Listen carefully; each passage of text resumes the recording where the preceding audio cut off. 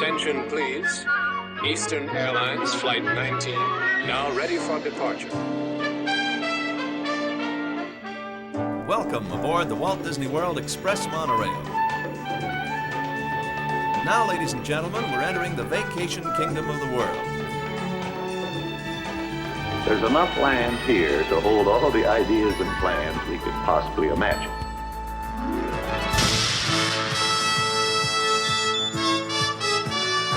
We call it EPCOT. Will be our experimental prototype city of tomorrow.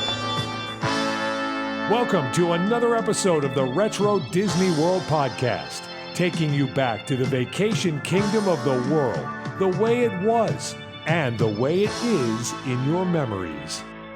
Welcome back, everybody. This is JT from Retro WDW. Here we are with episode 75.5. We're going to call this one a chat with Ray. Sitting in with me today is Ray DeForest.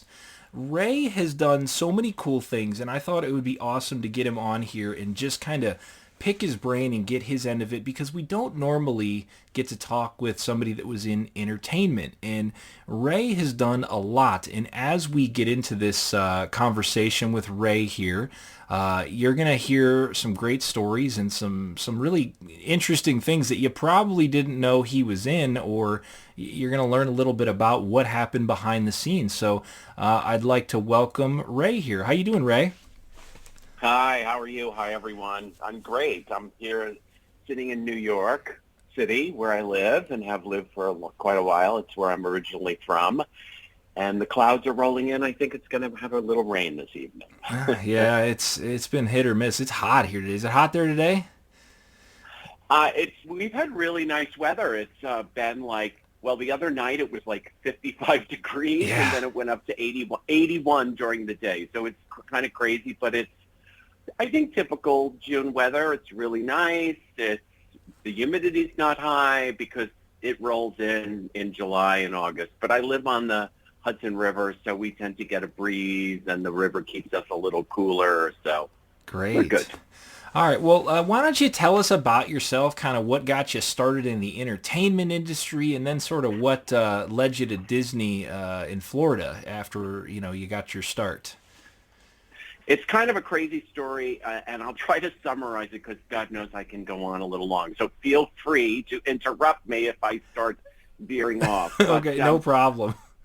I did little to none theater at all until I got to college. I mean, I was one of the three kings in kindergarten, and as in We Three Kings, to see the baby Jesus. And then in my senior year of high school, my friends were in a musical, and they needed a tall guy to play a butler, and they begged me to do it, so I did it. But I was a swimmer, a sports guy, and theater was never on my calendar or even a thought. And then I went to college as a swimmer, and they were doing at University of Maryland. I was a freshman. It was my spring of my freshman year. By the way, I was never a good student. I hated it. I always wanted to draw or garden or cook. And I went to the University of Maryland, and I majored in ornamental horticulture. I'm not even sure what that means at this point. I don't think I knew back then either. So you haven't used it yet? Well, I have some beautiful house plants. There you go. And I had a gardening show on HGTV at one time. So it's all proved to been worthwhile for me in my career. But they needed a body in Jesus Christ Superstar, and they saw me and said, we're doing Jesus Christ Superstar. It's a modern thing, and we need a guy in pink hot pants and a bare chest and with a great body. You want to do it? So I went, and I was like, sure. I was like this in-shape swimmer who had been swimming since he was 5 years old. I went to the audition. They said, well, you have to sing. I said, I don't sing.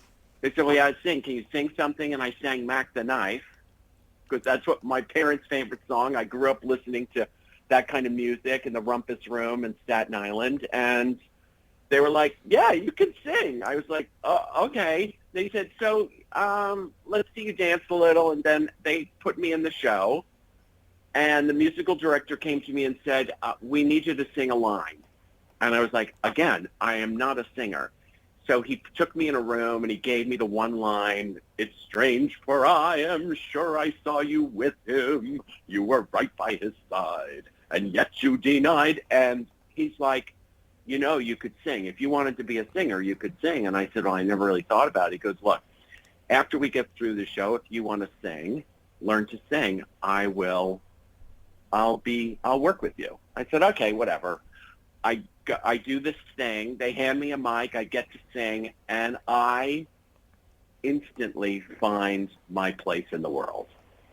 I know that this is it. This is everything. As a young gay man, this was everything and every place I wanted to be. It was magical. That's awesome. And I went to him and I said, "I want to learn to sing." And he said, "Well, let's work on some stuff." And then I met this girl, Angela, who is still one of my best friends, who was a successful actress and now a successful acting teacher. She said, "Look, I do this summer stock up in the Catskills or the Poconos, and why don't you should apply for it." And I said, "Well, I don't sing. I don't have head." She goes, "Look, when you sing, you sound very much like this friend of mine who also goes up there. He does all the leads. You kind of sound like him." And I said, "We'll take your picture. We'll send his tape in with your name on it. You'll get hired. You'll be in the chorus. It'll be just like doing Jesus Christ Superstar. So it'll be great." I said, "Okay." We sent it in, and I got hired to do summer stock. Just like in the movies. We lived in a cabins out in the back. We did like 5 shows over the summer. We waited tables and then did shows and danced and sang. And it was the first day. We're all sitting there on the floor. Her friend, last minute, couldn't come. The guy who I sent the tape in, he couldn't come. Something happened with his family or something. And so they start announcing the cast. And they announced, "We're doing Candide." Well, Candide is like one of the hardest shows ever to sing. And in the lead of Maximilian, Ray DeForest. Wizard of Oz, Scarecrow, Ray DeForest. Company, one of the husbands, Ray DeForest. Chorus line, lead man, Ray DeForest. And I remember looking at Angela like, WTF? Like, what? And she just was, and meanwhile, she had the female leads and all this. She was like, "Just remain calm. We'll get you through this." Well, by the end of the summer, I was singing. I was choreographing part of the shows. The director put me under his wing. I learned to direct. It was learning under fire, which has been the story of my career. So, I mean, it was crazy. I went back to the University of Maryland, did shows, and then, again, I was still a horticulture major. Yeah. I was completely untrained. And it was my junior year.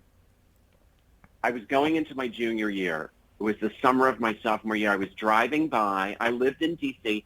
I decided to stay in D.C. I had no desire to go back to Staten Island, and where I grew up, in Staten Island, New York. It's one of the 5 boroughs of the city. And I stayed down there, and I got a job at a country club, waiting tables, having a great time with this good friend of mine, hanging out in D.C. We lived in D.C. A friend of mine, her parents were the ambassadors to a African country, and we got to stay in their townhouse on Embassy Row. Oh, that's cool. And it was like the craziest kind of thing. I was driving my mom's 1971 LTD with a vinyl top and hidden headlights, which I loved. Yeah, driving. that's classy. It was like driving a hearse. It was so big. Yeah. I could fit like 15 friends in there, and we could drive around to the clubs. I was driving by, and on the radio, suddenly there's an announcement. Walt Disney's in town, and they're auditioning. They're doing a big show at the Kennedy Center. If you ever wanted to work for Disney, you should audition, because nobody's there. They're auditioning at the Kennedy Center. Go to the 4th floor to the audition rooms. And I look up, and I am literally in front of the Kennedy Center. Meant to be. And I thought, well, I come from a working class family. We didn't really have the money to go to like a Disney World. We went to the Jersey Shore, and we lived this great life. But that was a big luxury we just couldn't really afford. So it was kind of a dream to go to Disney. So I pulled in. There was nobody there. And they said to me, again, totally untrained, can you sing? And I was like, well, I've done a couple of shows, but I don't have a song. I didn't know I needed to sing. They said, well, it is a musical. Okay. They said, just tell the piano player what you can sing. And I said to him, can you play Mac the Knife? He's like, you sure? He goes, it's kind of a big song for someone who doesn't know if they can sing. I go, don't worry, I got this. I was so full of myself. I'm 18 or 19 years old.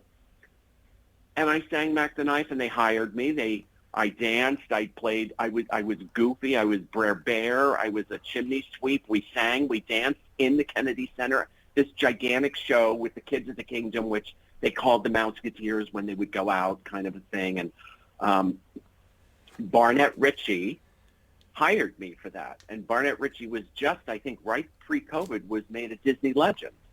She did that. She wrote so many shows for Disney, but she did that. What was it called? It's called Fantasmic. Mm-hmm. The water show at Disneyland with the big dragon and all that. Mickey is the sorcerer, apprentice and stuff. She wrote that. She was indoctrinated into the Disney legend. She's now a Disney legend.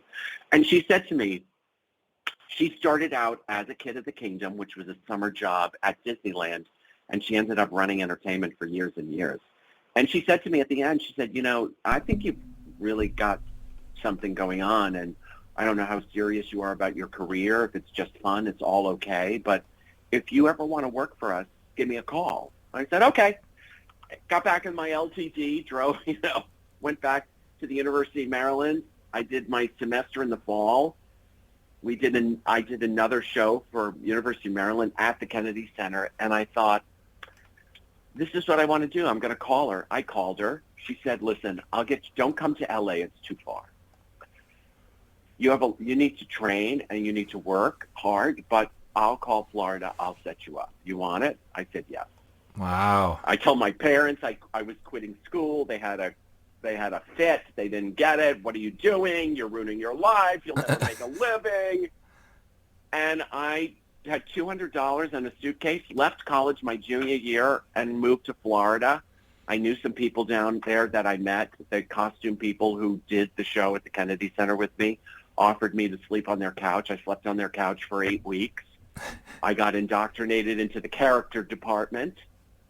Within 4 months, I had my own apartment. I was working as the lead Goofy. I was dancing in every parade. And then about 6 months in, I got a call from Forrest Bayreuth, who was another absolute legend at Walt Disney World. He was in charge of Kids of the Kingdom and all the convention shows and everything. And he called me and said, I got a call from Barnett Ritchie. Apparently you've got something. Come and audition for me. So I went in. And what do you think I sang? Mac the Knife. There it is, yep. Because that's the only kind of thing. I wasn't now trained. I didn't really have this repertoire. And he said, my God, you're such a great crooner. And I want you to understudy all the Kids of the Kingdom shows at the castle and start learning all the convention shows. And within 6-7 months, I was in every show on the property. I knew every show. And then the following June, I was made a full-time Kid of the Kingdom and Showtime singer. And I was made assistant to the choreographer for the Tencennial celebration, which was, was an amazing time. This is 1979 I started at Walt Disney World. Yeah. I had amazing managers, amazing people, and I helped choreograph small parts of the parade. We taught classes and choreography downtown Orlando because we hired 800 people for that parade. It was a huge time. And then we went right in. My group opened EPCOT. So we went right in from Tencennial into opening EPCOT. And I did everything you could possibly do. Those of us who worked, we consider it the golden years of Walt Disney Entertainment. It was before Eisner really came in. And they really looked at us, especially Kids of the Kingdom, because we were like the replacement Mouseketeers. We wore the Mickey Mouse sweatshirts, and we were all in 19 or 20 or 21 years old. and we represented the company. We would go on tour. We would fly on the Mickey Mouse One plane that everybody goes, oh my God, what was that like? Well, it was just a crappy little jet. Hold on. Mickey Mouse on it. I got that. I want to ask you about that because that's in my notes here. So you flew on the plane. We talked about this earlier, and I have in my notes, you said it scared you to death. It scared me to death. It was small. I didn't, I was used to being on these like big jets, and this was a tiny little plane, and we would go around, and I'd be like, are you kidding me? Like, it was so crazy. And then we would arrive somewhere, and they would put you in like a navy blue trench coat and and like comb our hair back and give us briefcases and like black pants to walk off the plane. And there would be like kids with our, we love you and all this. We look like, and no, nothing bad here, but we look like Mormons going out on our travel. Why did they make you put on a trench coat? What was the point of that? I have no idea. They just wanted us to look like I have no idea. It was so bizarre. And then so bizarre. You landed it on Disney property too, didn't you? With that? Yeah. We landed back then. You have to remember this was pre-EPCOT. Yeah. And this was before Hollywood Studios. So, and this is when Lake Buena Vista was that small little village with brown buildings. You have to remember Disney's original plan when he did Florida was that every road would have a curve. There were no straight lines because he thought that when you look down the road, if it just goes straight ahead and it just never ends, it's just a horrible feeling driving like that. So instead, he wanted everything to curve. So all the original roads, all the original plans, everything curved. So when you were driving through property, through all that lush swampland, basically, it was beautiful. It was beautiful. You were always looking ahead at trees and rivers and waterways and stuff like that. So, when we worked there, we rehearsed at the parade garage, which was kind of behind the Magic Kingdom, along a waterway. We came out from rehearsal one night in this garage, which was in the middle of nowhere, walking out to our cars, and there were like 3 alligators sitting in front of our cars. And we all ran back inside like, oh! And they were like, just run in a circle if they come after you. They can't run in circles. We were like, what? Run in a circle? Sure. Like, what are you, nuts? Sure. Okay. Now, we slept in that building, rehearsing for EPCOT and rehearsing for parades many a time. But it was a very different time. Again, it was the kind of golden age. There were a lot of rules, probably safety rules that should have been followed. Maybe they weren't.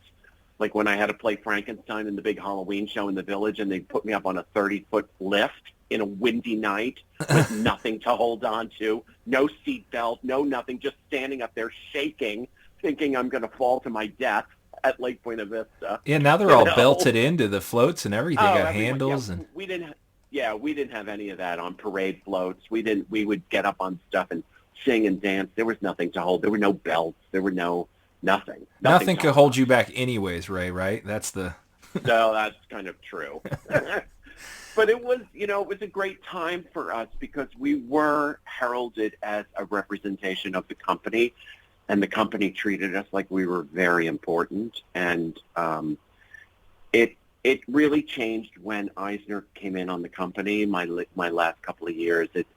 He kind of felt that if it wasn't revenue for the company, then why were they doing it? So things like a show in front of the castle or, these other, like the Can show in the park, the Diamond Horseshoe Revue. Yes. I mean, they just looked at that like, well, this is a waste of money. We're paying all these people to be entertainers, but what does it make us? Let's turn that into a restaurant. We should just have the characters in front of we don't need singers and dancers. That's just a waste of money. And they considered us, he really considered us BGM, they called it. Background music. So we were no different than the music you hear on Main Street, and it really changed. It changed how it felt to work there, and years after I left, It changed. I mean, there just isn't as much live entertainment as it used to be, and it used to be such a great opportunity. I mean, it really taught me the commercial side of being in this business. I mean, we were there, and they told, you're here because we make money. If we don't make money, we can't afford. Like, it was very commercial, and which taught me. And it also gave me, when I left in 1984, I was there 5 years. When I went for jobs, they said, well, where did you just work? And I said, I worked for Disney for 5 years. They would hire me without even seeing me. Yeah, it just has that panache to it that, just... Absolutely. And they knew if I worked there 5 years, they could count on me. Because as a performer on that level, you're hired because you're good, obviously, but you're also hired to do... We used to do 7 shows a day in front of that castle in the heat. I was just going to ask that. What was that like? So you said you were wearing a sweatshirt, and it didn't matter the day, right? And it was polyester. Oh. We were covered in polyester. So we would wear short sleeve, blue and white. Well, it first started out these polyester bell bottoms, very tight. I wish I had that body now. Polyester black pants with black dance shoes and a red, white, and black Mickey Mouse short sleeve, full polyester knitted top. In July. And we would do in August when it's 94% humidity. Oh. And it would get so that stage that's in front of the castle at that time was a secondary build. It wasn't originally built in when they built the castle, and they added it later because they decided to have a stage. So it was just a wooden stage and then painted to look like it, was meant to be there. And let me tell you something. By the 5th show of the day, at 4 o'clock in the afternoon, that stage has been baking in the sun. And by the end of the show, when we would wear Capizio dance shoes, those Capizio dance shoes, they're the shoes that everyone back then wore. They still wear them. They're what you dance in. They're like a full leather shoe with a leather sole, but there's no construction. There's no arch support. There's no support throughout the shoe. It's just leather. It's like wearing a ballet shoe almost. Okay. With a very tiny heel, and then they it's called dance rubber. They put it on the front of the shoe and on the heel so that you can grip the floor and you can dance without slipping. By the end of every show, the glue that held that rubber onto the shoe would melt, and the rubber would come off, and we would be dancing with the gooey glue all over the stage. We would come off. We would take our entire costume off. We would go down into the tunnels. We would go to costuming, give them the soaking wet thing. They would give us completely fresh shoes. I think I had 200 pair of shoes when I left there that had my name on them. It was crazy. And 200 outfits. I mean, it was so... it was like working at a Hollywood studio at that time. And you'd go down to costuming and, you'd tell them, they would say, oh, hi, Ray. And you'd pull you up and there would be this rack of clothes with my name and all my different costumes. And, wow. And if you gained weight, you were in trouble. So you had to be careful about how many of those good turkey sandwiches or the pineapple teriyaki hamburgers that we all love from Adventureland Cafe. That's awesome. Now, I have here you did some work or character work or something on the Empress Lily. Yeah, so in the beginning, when I first went, I was a character. I worked in the character department.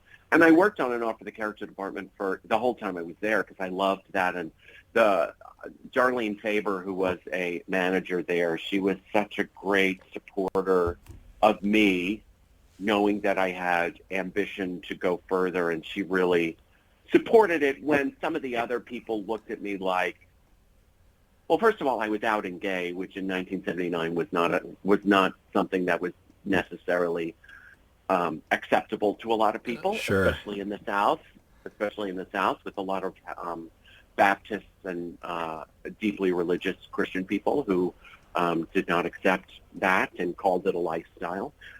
So, she was a big supporter of mine, which was really great. And when they put me as Goofy, one of the turns I would do, we would go to the Empress Lily and do the character breakfast. Yeah. You have to remember, we would go out in 1979. The company was not doing well.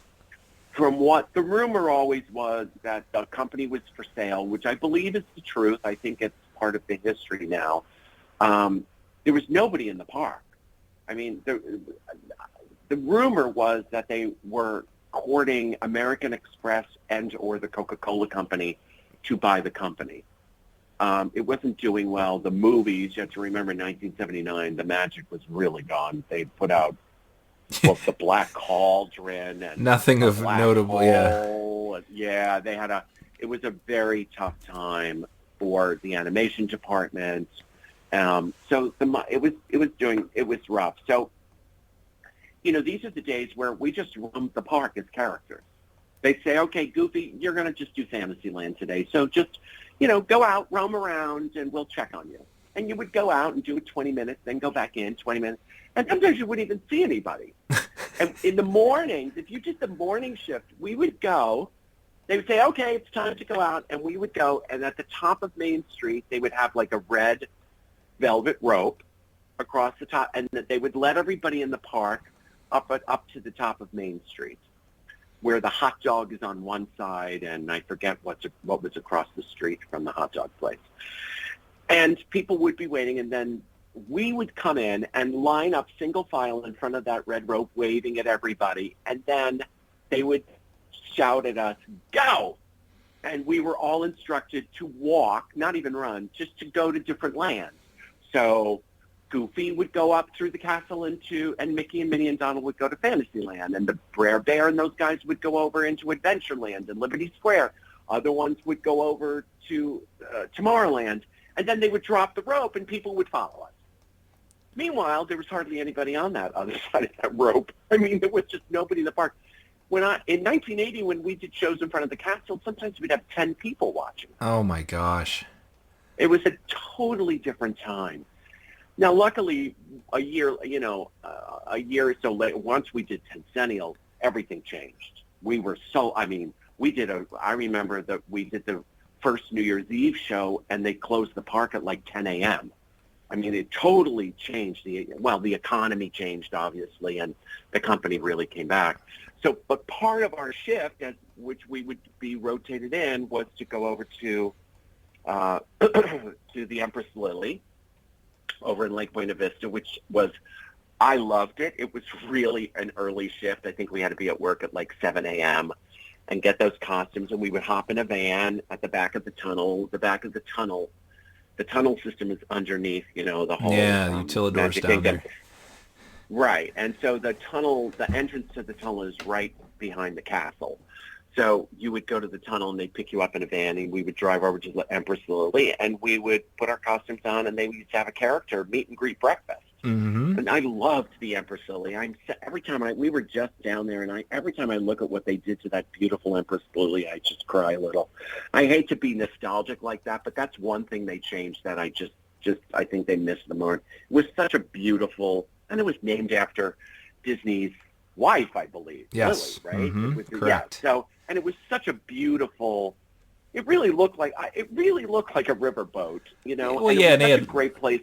Lots of clubs and little bars and different restaurants in there and things, just different options. Yeah. It was a neat thing to have is something. And beautiful at night. Yeah. When that was that tiny little village with the brown buildings that, again, Disney wanted everything to blend in.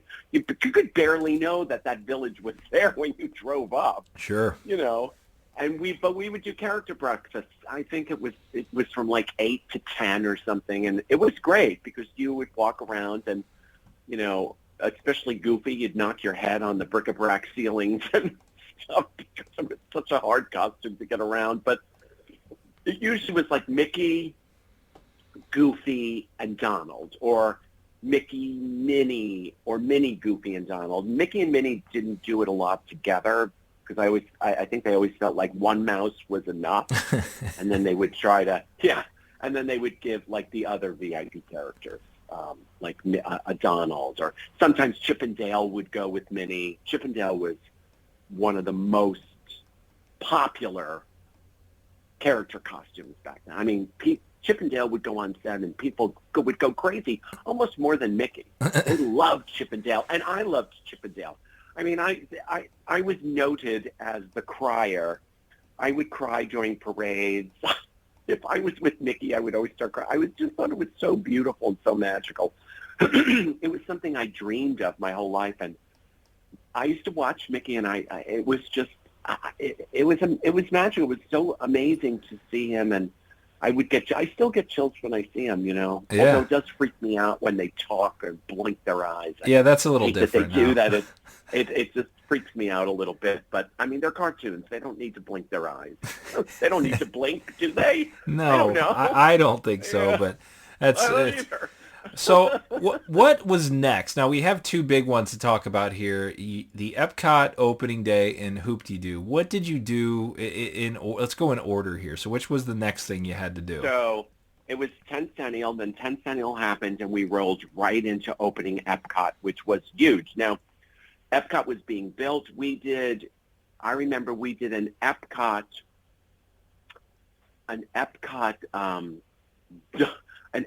dump, basically, out where Epcot was built. It was all swamp. Yeah. They had all this press, and they built this like rickety stage and put some speakers and fireworks up.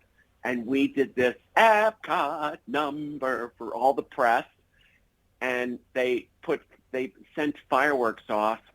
And if I remember correctly, they set the swamp on fire. Wow. Because I think that's when that happened. Because it was the swamp, and it's a bog, and bogs burn, and then they burn very deep in that bog. It's like a smoldering thing. And back then, remember this, I used to drive to work from Kirkman Road, and we would drive the back way, and it was all orange groves, all that where there are now homes and Universal. None of that highway system really existed. I-4 was 2 lanes each way, and we would drive to work through the orange groves, which, by the way, I'm just going to do a really quick story. In the character department in 1979, because it was all orange groves still, there was a huge orange industry still in Orlando, Central Florida. Yeah. It was before the weather changed because, of all the chemicals, I guess, we pump into the atmosphere. They would call Disney and say, we need help saving the oranges tonight. And they would ask us in the character department, do you want to go in the groves and light smudge pots? And I was like, hell yeah. What does that mean? So what they would do when the frost was coming, now when that happens, they spray the orange groves with water so that the water freezes. And when water freezes over the oranges and the trees and the leaves, the temperature never goes below 32 degrees because frozen water stays at 32 degrees. Okay. So if it can go to 10 degrees, but if there's water frozen on it, the plant stays at 32 degrees and there's less damage. But back in 1979, they didn't know that, I guess, and they would put smudge pots. There were smudge pots all through the groves full of, like, coal, and you would light them, go around lighting them, and they would burn in the groves in these big pots and keep the groves warmer. But they would also pump thick black smoke into the air. We didn't have masks, and I remember doing it and going back to Disney property at like 5 in the morning, completely black, covered in smog, smoke, and ash, and it was fantastic. I thought it was the best thing I had ever done in my life. It was fantastic. I think I smelled like smoke for months. I don't know. Well, Disney did have a tie-in with like the orange industry and all that down there, and like they had the different stands in the parks and that. So maybe that's the hook with that. They had a big, and they were surrounded. Disney really supported the local farmers and stuff, and they had a big contract with, I guess, the Orange Bird was that Sunkissed? Come to the Florida Sunshine Tree. It was the Florida Orange Growers. Yeah, the society. And we used to sing. I don't know how many times we sang that song. Come to the Florida Sunshine Tree. So many times because it used to play over near the Tiki Room. Did you ever see the Orange Bird out and about? We didn't have the Orange Bird back then. Okay. We didn't have that. Costume came later. But the Orange Bird had he's one of my favorite characters, by the way. I love the Orange Bird. But then there was the whole mess up with Anita Bryant, and that when that whole thing happened, the Orange Bird kind of went away, then came back. Now I think he's back full force. But They had that frozen orange juice mixed with soft serve vanilla. Oh, makes my mouth water just talking about it. Right. It used to be quite a nice treat between the 5th and 6th show on a 95-degree day. We would sneak over and get our 20% discount and get a nice thing. So, so after Centennial, we started working on EPCOT. We did the ground dumping. We did that thing where they had trucks out in the swamp and dumped soil, and everyone, woo, EPCOT's going to be great. Then they built EPCOT, and then we would go over and test the rides. I can't tell you how many times I've had to walk down from the very top of Spaceship Earth with the lights on, and that dinosaur, what was it, the energy ride? Yeah, Universe of Energy. Ride system. Oh, my God, the ride system, it constantly broke, and I think it took a dozen times for me to ride that before I ever got through the whole thing. It was constantly breaking. And we rehearsed that EPCOT. That was big, but they didn't think anybody was going to show up. They thought, we're going to have this small crowd, with the press. We're going to do a TV special with CBS, I think it was on. And, Mr. Walker, I think he was head of the company at the time. And I think he spoke at the EPCOT opening. Was that? Pretty sure, yeah. Yep. Yeah. He was very nice. He used to come to and talk to us all the time. He was a great, great leader and a great man for Disney.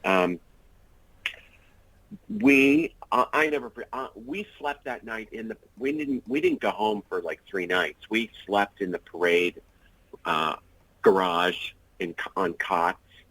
I mean, I remember we were rehearsing that till like 4 a.m. in front of Spaceship Earth, and then went back and took naps. We were running on like no sleep for that. Every time I watch that opening, I think this was so hard to do. We were so tired. I mean, but it was like one of those moments because they thought, maybe 1,000 people would show up. Well, I think they had something like 10,000. It was like crazy how many people they had show up that day. Now, why'd you have so many food? Why'd you have so many rehearsals? Like, what was the reason for doing it? Like, just because it was so elaborate, or was it because it was a big deal? Like, what was your reason? Oh yeah, I mean, it was both. I mean, we worked. They brought in a Pam Killinger was brought in as a choreographer. We worked with her for, I want to say, 2 months. She was very into, at the time, it was this kind of organic. If you watch that opening, I'm sure people think, what are they doing? I mean, what is that? It's 1981. Yes. And it's our idea of what space, wearing the, okay, I got to tell you, we're wearing white and silver jumpsuits that we were basically sewn into. They were so tight. And, stretch fabrics, in 1981, stretch fabrics were not normal. Like, they didn't make stretch jeans and stretch, even tights. I mean, Lycra wasn't invented until the 60s and really didn't become a regular thing until very much later. So every time we wore something, it was, like, made right to our bodies. And those jumpsuits, let me tell you, we trying to move in those. When they put us in those, we were like, if I bend over, it's over. Entire back is it's over, honey. And we had to do all this. We called it organic choreography. We worked like 2 months with Pam, who's a great choreographer, and worked with her. And she let us work together. If you watch that tape, I'm in the center stage. There's 4 of us, and then there's 4 to the right, 4 to the left. So we were in our groups, and we would work together to think of choreography to do that. She would give us moves. And so it was a very organic way to choreograph and work as a team, which was a great way to do it. And, of course, we thought this was the most amazing thing ever. And, so we had 8 weeks and then on top of that, they had high schools, they had bands, they had every department was carrying signs, and musicians were hired. It was gigantic. It was huge. And nothing in the park was ready. I mean, those ride systems were not ready. The food was not ready. The paint was wet. I mean, it was kind of like what happened at Disneyland, right? When it opened, the famous story of people sitting on benches and sinking into the wet asphalt that was so hot and had not cured yet. And they said that the benches that people would sit on at Disneyland would sink into the asphalt. It wasn't dry. It was kind of like that. But again, they never thought that many people would show up. And it was. We were blown away. I remember being backstage. I think on my pictures on Facebook, I posted that picture of me standing under Spaceship Earth, giving like full-on face, like in my white outfit. And we were just so tired. And then, you're getting your energy up, you're jumping up and down, and you're all together as a group. And we walked out and it was like, oh my God, where did all these people come from? They told us no one was going to hardly be here except press. I mean, the parking lot was like full at like 7 a.m. or something. They had no idea. Needless to say, they had not enough food. The ride systems were breaking, but people didn't care. We did that opening, and it was one of the most amazing days. And then, I think I have my history right. We went from that opening and then had to open the Orlando airport and do the opening of the new Orlando airport. Because when I first moved there in 1979, the Orlando airport was, you landed on a tarmac, walked down a flight of stairs, and walked into this tiny little building and got a car. And that was it. And then they built the new Orlando airport, and we did the opening. So we were exhausted and then had to go do another big thing. So while we were rehearsing EPCOT, we were also rehearsing the Orlando airport. I believe that's the right history. That's awesome. And it was crazy. It was crazy. But it was it was an amazing time for us, and being young, and, we learned so much, and it was exciting. And, you're young, you did everything. And again, Cart Walker was in charge, and he was so great. And I mean, he just, it was a very different company. It was a very different company. And then it was after that,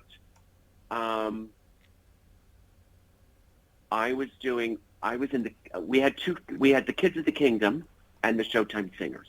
We were the same groups with two different names, and we were either in front of the castle doing the Disney medley or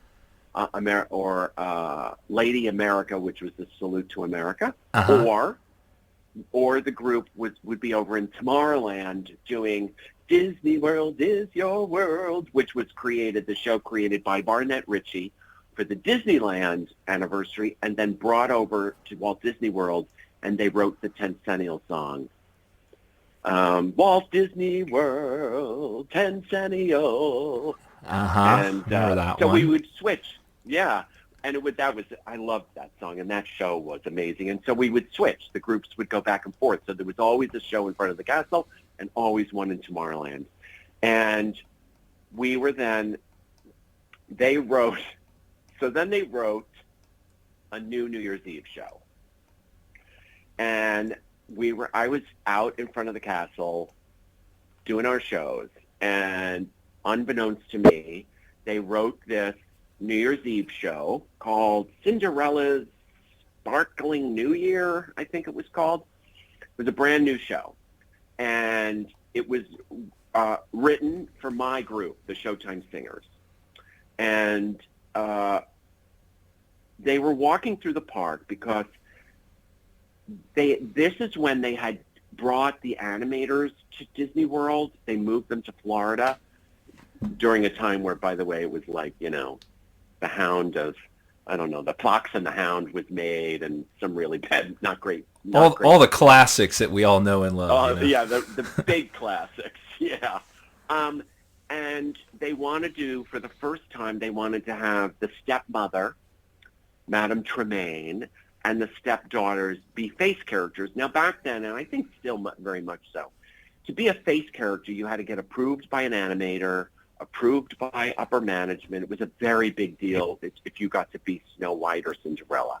There was no higher value in entertainment and especially in characters. Those were very, very special. And it was a long process to get approved. And So they were looking for a stepmother and the daughters, and they just couldn't find anybody. And then we stepped off the stage, and the stage manager said, "Ray, they need to see you up in the office." Well, that was never that's not anything good. you wanted to hear. You didn't want to hear you had to go to the office. And it was like, wait, we only get an hour. Now I have to run down to Main Street. The entertainment offices were above Main Street, above the Emporium on Main Street. So I ran down there, and I walk in a room that is full of suits, which is nothing scarier for an entertainer. Yeah, what did I do? Walk into a bunch of suits. And they said, "Sit down, Ray, we have to talk to you. We have to talk to you fast." So we're doing this New Year's Eve show. And they're all hemming and hawing, like, and they don't want to look at me. And I'm like, "What's going on? I got a show, and I really would like a turkey sandwich." Yeah.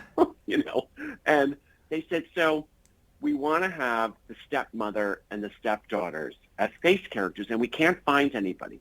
And this is so-and-so. He's one of the animators, and you were doing a show," and he looked up, and he said, "That guy right there looks just like Madame Tremaine." And I just looked at him, and I said, "Yes." And they go, "What do you mean?" I go, "Yes, I would love to be Madame Tremaine." Now remember, I'm one of the only few out gay guys, at the And then what time. year And is this too? 1981, 82, in that range? Yeah, 1981. So, and they were like, "Really?" I was like, "I would love it. Let's do it. Let's do it." I said, "Plus, I said to them, what are you worried about? I'm going to be on a stage a mile away from people. You sell out. There'll be people at the front gate watching this show. No one's going to know that I'm just not a big woman, with the face that matches." And I actually look just like her. I have the same profile as her. I look just like her. So we went through, I can't even tell you, probably 6 months of costuming and makeup and hair. And, this was drag when drag was not RuPaul Drag Race. There was no YouTube to look at how to turn a man into, makeup and all that. It was just a very different time. And then they found 2 guys to do the sisters who were in the character department as well. One was a great comedy guy who ended up working at, there was those Renaissance players in EPCOT. I forget what they were called. He was part of that. And another guy who ended up becoming an Imagineer and just recently retired, actually, Mike Beechin. And we did it. And let me tell you, it is infamously, I am infamously part of the LGBTQIA history of Walt Disney World. Little did I know that I paved the way for Walt Disney World and the Disney Company to accept and be more open to gay people because I played that role, which I had no idea at 22 years old. I was just having fun. I just thought, look, I get this big purple dress, and I get to be the lead of the show. Yeah, you're trailblazer. Look at you. Running around like the chorus. Yeah, I get to have this great role. But many years later, I've had people say to me, "You really changed the world for us as gay people with this company." And I mean, that's a great legacy, right? Yeah, that's awesome. So that's a great story. Cool. And it was that same week that we were fired. You did such a good job. They came to us between Christmas and New Year's. They came to us and said, "Well, after January 1st, you guys, there's no more jobs. We're not going to have 2 groups. They've cut the budget." Meanwhile, the park was packed every day. This was, the economy was back. This is when things started changing. They said, we shouldn't have 2 groups, and we're getting rid of you.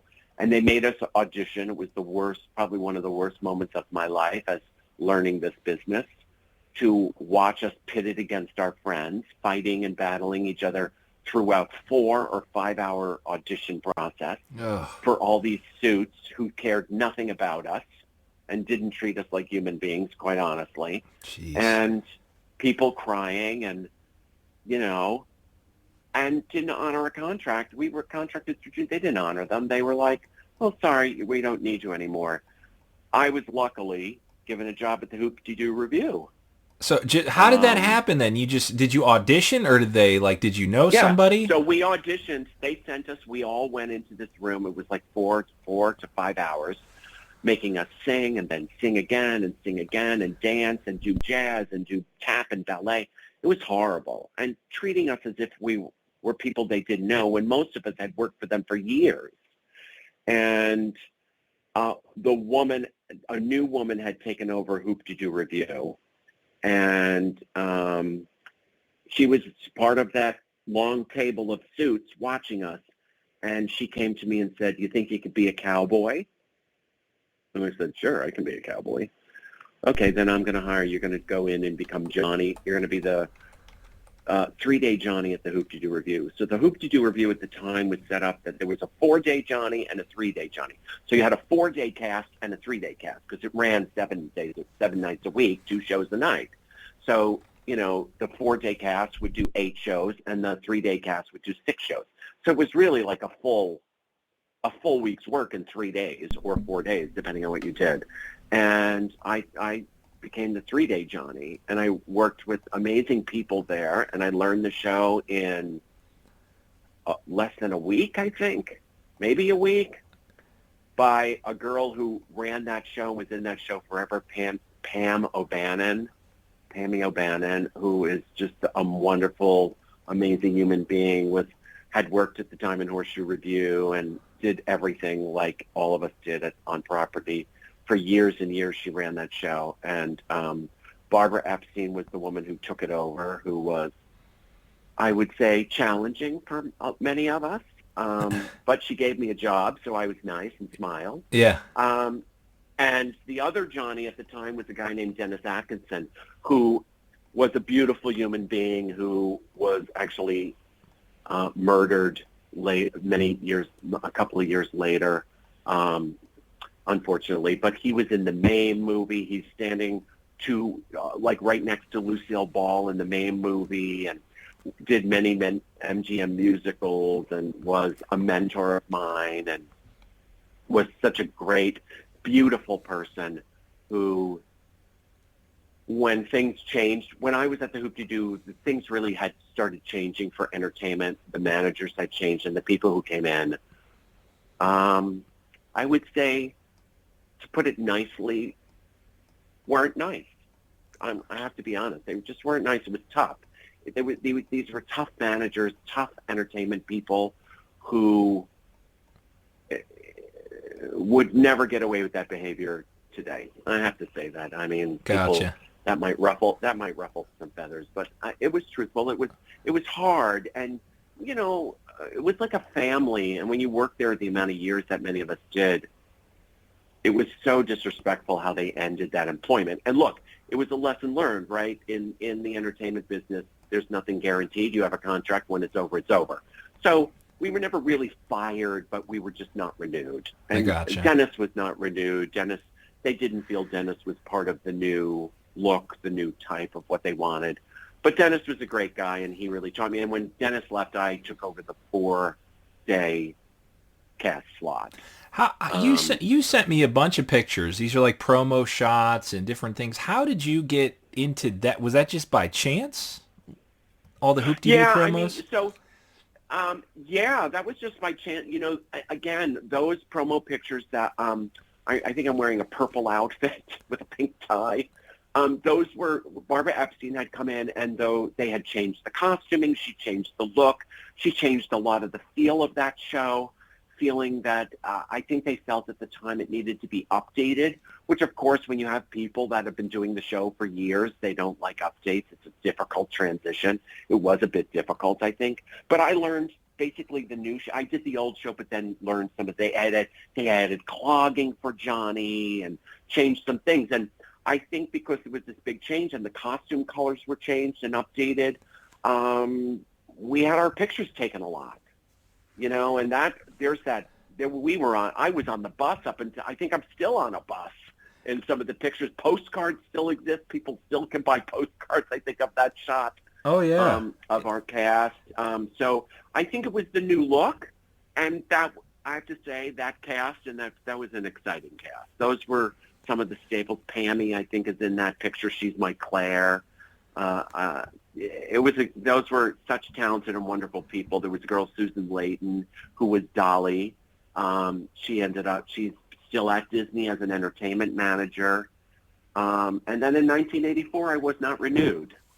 And actually, my job was given to a guy, Billy Flanagan, who was a Showtime singer with me, who still is an entertainer working for Disney this day. Wow. He's in the, it's the fish show at Finding Nemo. The Finding Nemo show. That big puppet thing they do with the puppets. Yeah, at Animal Kingdom. All that. In Animal Kingdom. He's in that. But he has worked since that day. Since we all got hired in whatever that was, 1979, 1980, he is still working, I mean, that's like great. 40 years. Yeah, he's very lucky, raised a family, and, I mean, that's a rarity in the entertainment business. So, yeah. So I don't know if you remember, I sent you a picture of my dad on stage at the Hoop-Dee-Doo. And it was like a Polaroid taken. My wife's been on. I feel like I'm the only person that hasn't been on stage at the Hoop-Dee-Doo. But my dad's picture, he's there dressed like he's got an Indian feather in, all that. And I asked you, I said, did you take the picture? Did you walk up and take a picture? Tell me the story of how these pictures were taken, because I think it's super clever how that worked. Yeah, so I believe that all of that has been cut out of the show. Yeah, that is not there anymore. And the clubs and the foam mallets or whatever you guys had. Yeah, I think they finally figured out that putting a guy in an Indian outfit is not overly respectful. I'm looking at that picture now. So, there was along the front of the stage. There were like lanterns, old-fashioned lanterns that look like stage lights. Would it be stage lights in the old days? And in the center lantern had a Polaroid camera in it that was hooked up to an automatic button that the tech guy would do. The tech booth was in the balcony in the very back, over where you would enter. And when we would put him, we would have the guy stand there in the little loincloth or the little kid in his little Davy outfit and have them stand, and he would push it and get the Polaroid would be taken. And then while everything's going on stage, we'd take the Polaroid and let it develop, and we'd have the Polaroid. That's great. It's very clever. Yeah, because I'm looking at that picture, and I think it's crazy too that I'm assuming you're not in the picture, but you said you recognized the people in there, so I'm assuming you were in that show. Yeah, this was one of my dollies that I worked, Patty Kalber, and the girl playing Claire in the purple, that was Sandy, who is very famous. She's a hugely famous voiceover actress, Sandy Fox. She is the official voice of Betty Boop. She's the voice of many, many anime stars, in many movies. She's lived in LA. Her and her husband are both very, very big voice actors who are in tons and tons of stuff. And that was Sandy. And it was funny because I'm 6'4", and Sandy was probably 5 foot. Yeah. Maybe a little less. She played Minnie at one time and did the voice of Minnie at one time as well. Oh, okay. So, all right, I have a couple questions here before we wrap up, and I wanted to pick your brain on these things. Now, we heard a story about if you're standing at their EPCOT opening day. Actually, I got 2 EPCOT questions for you. It would have been behind you guys. There was like that acrylic-looking fountain, with the 3 pylons, right, which they just brought back. We heard a story that the night before the park opened, the designer of the fountain or somebody in charge noticed a massive crack in the acrylic, and they had to do a last-minute pylon change of one of the pylons the night before. Did you see that happen? That fountain, because we were always out there rehearsing and stuff, and that fountain had so many problems. Oh my gosh. Because those acrylic pylon things, that was like new technology back then. Those they were new. And I would say I would be 75% sure that that's a true story. Okay. I remember us rehearsing and them majorly having to redo that fountain, which we did our ceremony on, by the way, and them wondering, is it gonna stand up? Is it gonna work? Is it gonna be there? I just remember.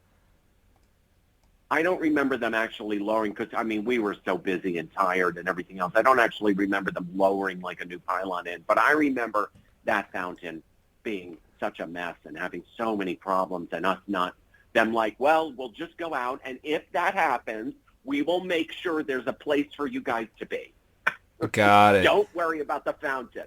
So see, we heard that it now it's different with LED tech and all that, but we heard that there were such high intensity, lights under the water that heat and cold and all that just is what fatigued the acrylic, and that's what. And the rumor was that they had a spare fountain, so there's 3 pylons in there and they had 3 spares. Well, after they exhausted all the spares, that's when they pulled it, through the 90s and the 2000s. Yeah, and that.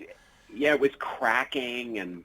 It was just a different time. I don't think they knew how to build that stuff. It was a big deal. I remember them talking like it was such a big deal to have that acrylic stuff, which I don't think it was just a new technology.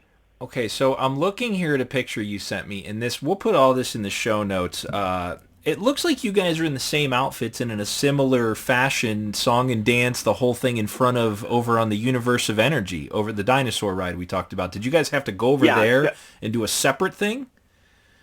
Yeah, so every single attraction had an opening because, remember, they were big sponsors. Yeah.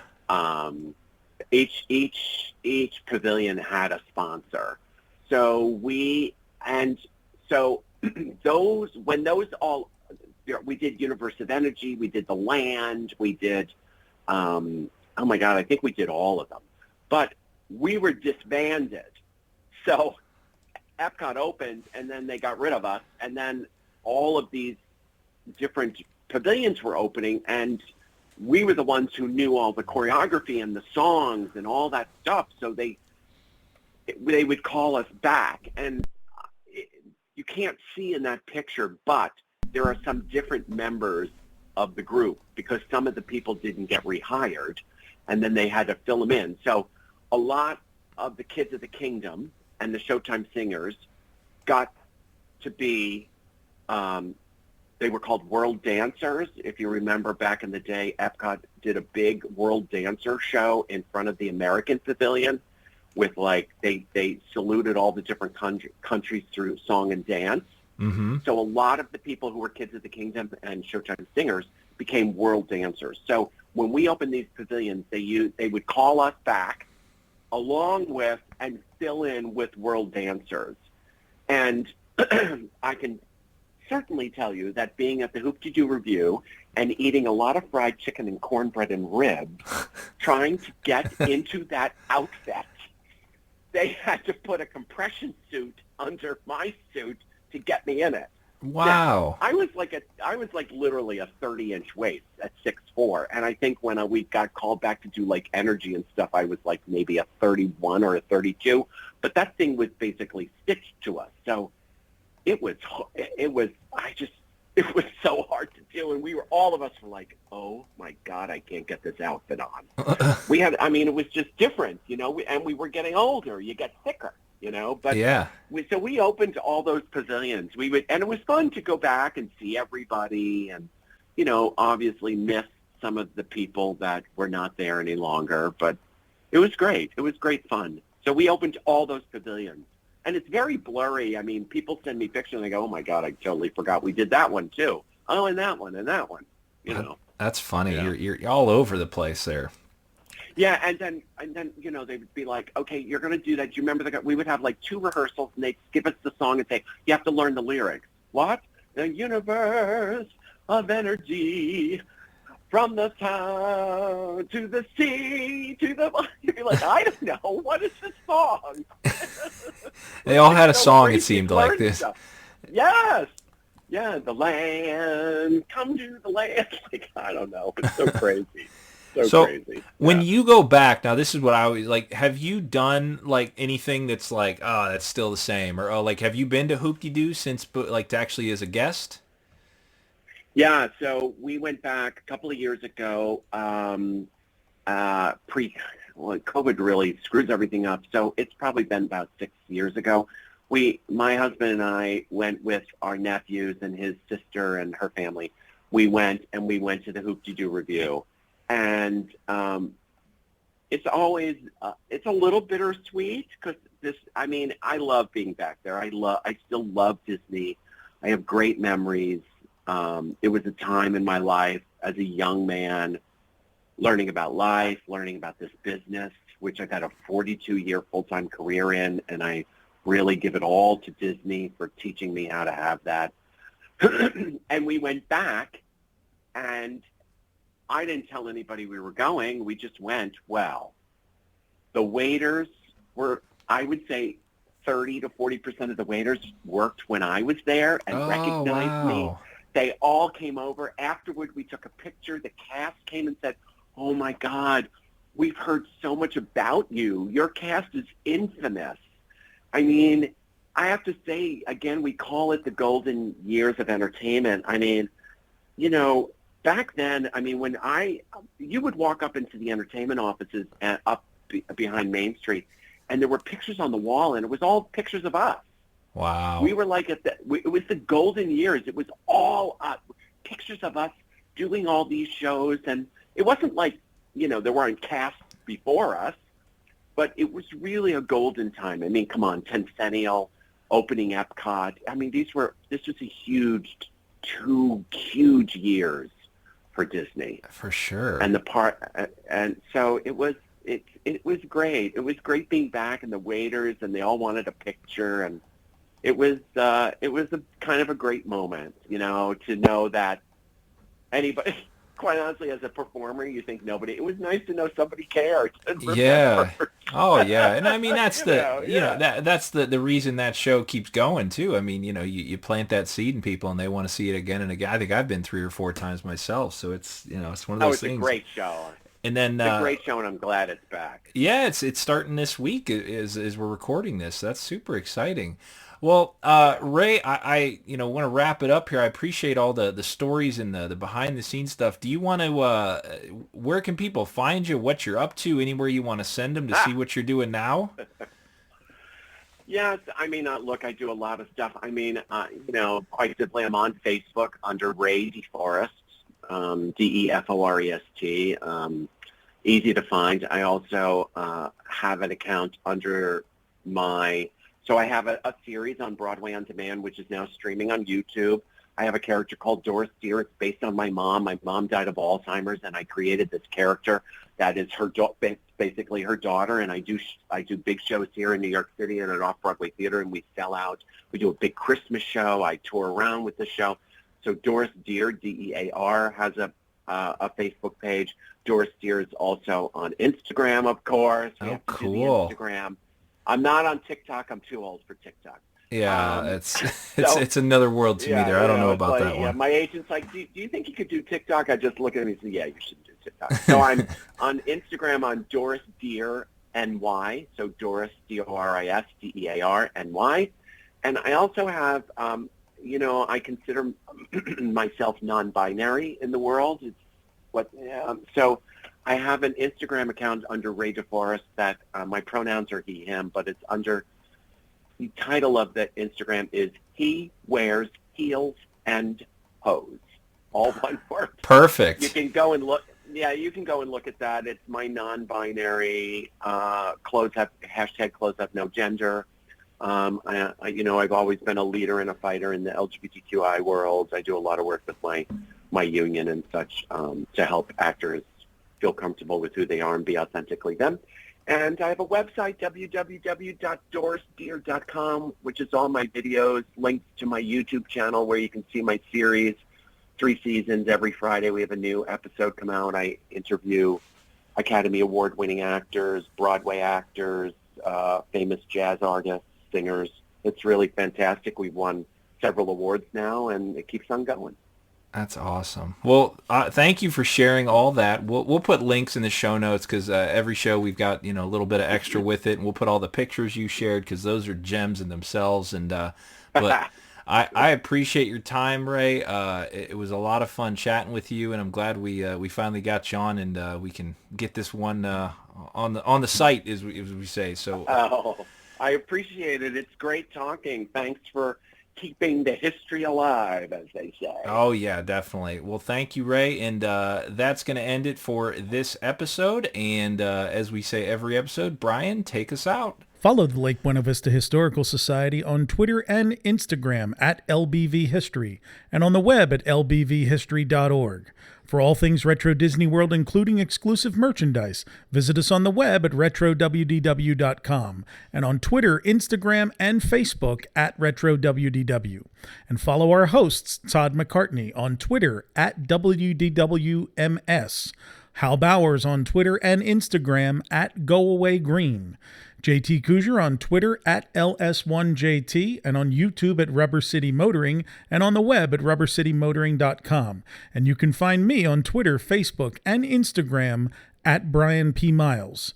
Retro Disney World is the monthly podcast of the Lake Buena Vista Historical Society, a nonpartisan, nonprofit, tax-exempt 501c3 organization and is not affiliated in any way with the Walt Disney Corporation or any of its subsidiary or affiliated entities.